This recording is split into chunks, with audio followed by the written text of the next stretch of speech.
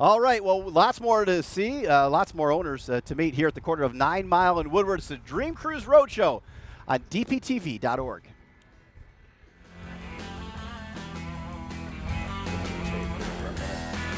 All right, we're coming back and we're doing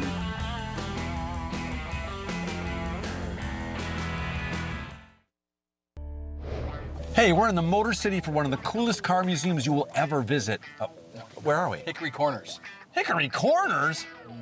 You and I both heard right. We're in Hickory Corners, Michigan, about a half-hour northeast of Kalamazoo in the heart of Michigan farm country. And if you think this is some sort of mirage, it's not. It's one of the most extensive collections of vintage cars, motorcycles, and just plain cool car stuff you'll ever see.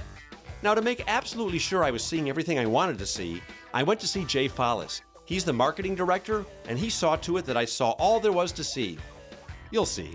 You're gonna have to help me, Jay, because I've only been here 10 minutes and my mind is blown. If you're a car nut, you'd be nuts not to come to this place. Oh, I think. Now, this all started as somebody's hobby? Yep, 1963, Donald Gilmore was the chairman of Upjohn Corporation, and his wife gave him an antique car as a gift. That's what started. He got the bug. That's the gateway activity, right? That's right, that started it. Within about 3 years, he had 45 cars. But when did it officially turn into like a museum? 1966, they turned it over to a nonprofit. But in that 3-year meantime, he found this property about a mile from his house, 90 acres, brought some different buildings out, actually took barns down board by board and moved them 45 miles and reassembled them out here, made a little playground for himself.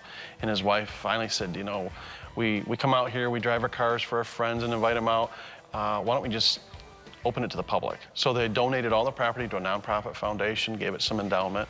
And since that time, in 1966, when we opened to the public, we now have about 400 cars in the collection. Well, this is the caliber of collection you'd expect to see in a major metropolitan city. And we're here in farm country, and you come in here, it just blows your mind. We are considered one of the top 3 car museums in the nation. We get people from all over the world that come here. Well, tell me about a couple of the more unusual cars you got here. Well, we do special exhibits at several different times, and one of the cars in our special exhibit right now is the Deuce Coupe, the 1932 Ford Deuce Coupe from the Beach Boys. The actual car? Yeah, the actual car, the little Deuce Coupe that was right on the album. That's kind of a unique car. We have a Tucker, 1948 Tucker, number 47 with 53 original miles on it. Pretty rare car. And of course, our Duesenbergs. We have a nice collection of Duesenbergs, but one of them was a 1929 Duesenberg made for the New York Auto Show. And if you were to buy that new in 1929, it would cost you about 2 dozen Model A Fords and 2 houses. Wow.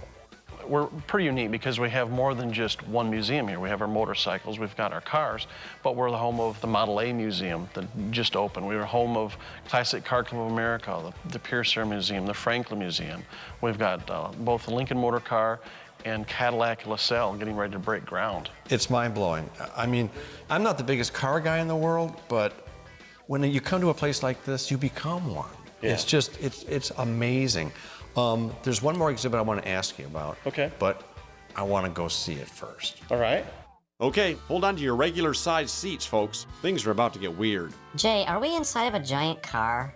Actually, it's a movie set. Okay, it was fun while it lasted. How did you get this set? It's a Disney movie set from a 1967 movie, The Gnome-Mobile. Walt Disney was a great friend of Donald Gilmore, and when they were filming the movie, Donald said, you know, I'd really like to buy that 1930 Rolls Royce. So he donated the Rolls Royce to him, or gave it to him, and because they needed the Rolls Royce for filming yet, Walt Disney said, you know, I'm gonna send a set piece for your new museum before the car. And this is what arrived, a big semi. And you were saying this is one of the only sets ever to leave Disney? It is the only set to ever leave Disney, and it was not a donation from the studio, but directly from Walt Disney himself. Is everything on this set actually to scale? Is it accurate? It's, yeah, fairly accurate, maybe 4 times the actual size. Really? So we're just little guys. We're little guys. And I should mention too that you can't actually get up in here anymore. You used to be able to, but not anymore. Right. Everything about the Gilmore Car Museum is great. From the incredible exhibits and classic barns to the fresh air and beautiful scenery, I can't think of a better place to spend a West Michigan afternoon, whether you're big or small. Okay, I got one more question for you, Jay, then I'll leave you alone. Okay. Are we there yet? No. Are we there yet? No. How about now? No. Now? No.